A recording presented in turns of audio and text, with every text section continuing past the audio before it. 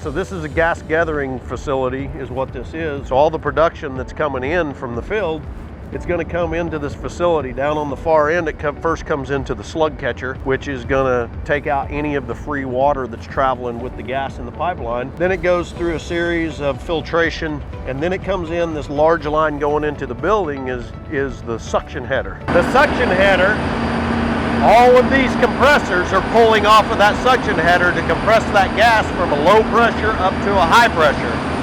So that pressure can be coming into the facility at 150 psi, and the compressors are taking that gas and compressing it up to 1400 psi. Even though we take the amount of gas from the suction header into the compressor building, compress it up, notice how that same amount of gas comes back out in a smaller pipe.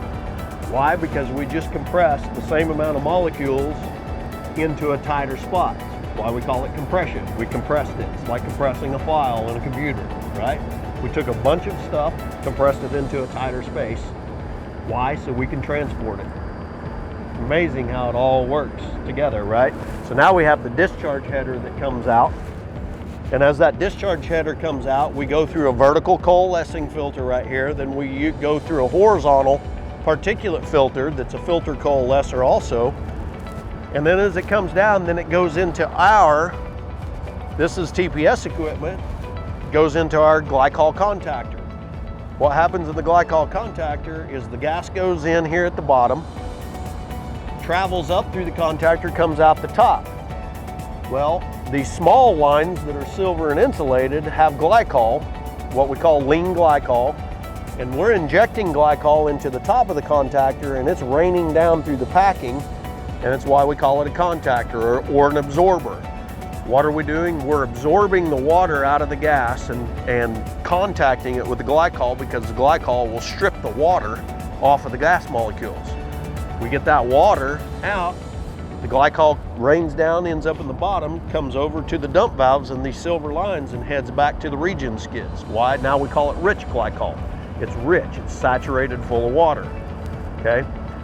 It's saturated full of water, we gotta take it over and we gotta steam that water out of that glycol. So we regenerate the glycol to get it back to pure glycol, get rid of the water, and then we pump it back over so it can sit there and do its job again. So it's just a circulatory system. And what happens is the final gas leaves this contactor, what we call dry gas. It's not saturated full of water. And then it goes through filtration, then it goes into the sales meter, and then it goes out to whoever takes it. Now it's headed to cryogenic, to the gas plant, so it can be broken down into its different components. So methane and ethanes and propanes and butanes and everything gets stripped out, cryogenic, and after the cryogenic process, all of those individual pieces go to places that can use them and everything, and then the natural gas, the methane, ends up as a consumer grade natural gas. It goes into households and businesses and everything else. So up on the hill, we have production, came out of the ground. Here on this facility is gas gathering and dehydration and filtration.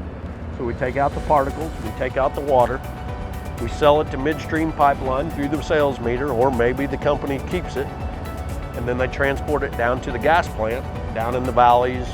You know, different companies have gas plants out here where they take and now they bring it into a whole refining process. They refine the gas, and after the refining process, then it goes to the consumers.